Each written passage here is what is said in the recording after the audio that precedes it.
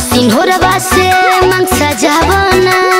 अच्छा तो सुना बस आवाना कुछ बतावाना।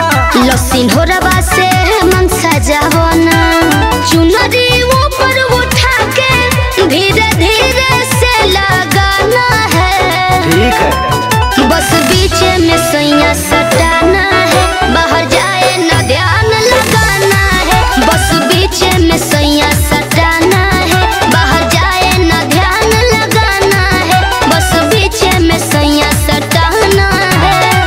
बुझे साथ निभाओगे ना? हाँ। मुझे कभी छोड़ के मत जाना प्लीज प्लीज जानू मान जाओ ना। ओके ओके।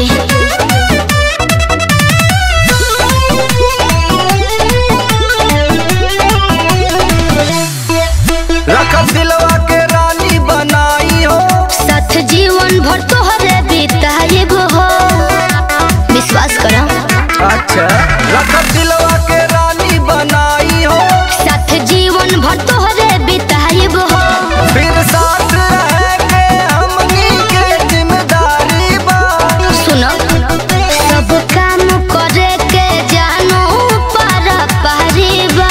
मिलकर हम दोनों को जीवन भर का साथ निभाना है।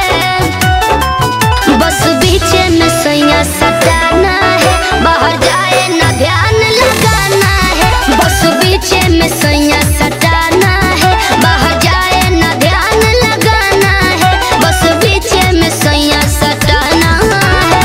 बीच में सैया सटाना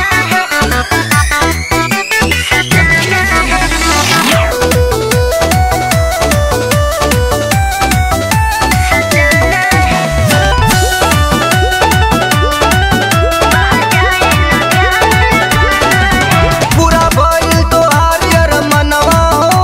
अब मानो तू हमरो कहनवा हो। मान जाइए ना।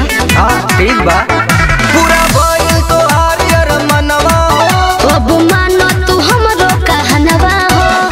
बोला गोरी जवन तोरे बमनवा मोर। प्यार करी हो पियाई है मोर सपनवा बा। करना बारा हमको मिलकर सबको प्यार सिखाना है। बस बीच में सैया सटाना है। बाहर जाए ना ध्यान लगाना है। बस बीच में सैया सटाना है। बाहर जाए ना ध्यान लगाना है। बस बीच में सैया सटाना है। ध्यान में रखिएगा।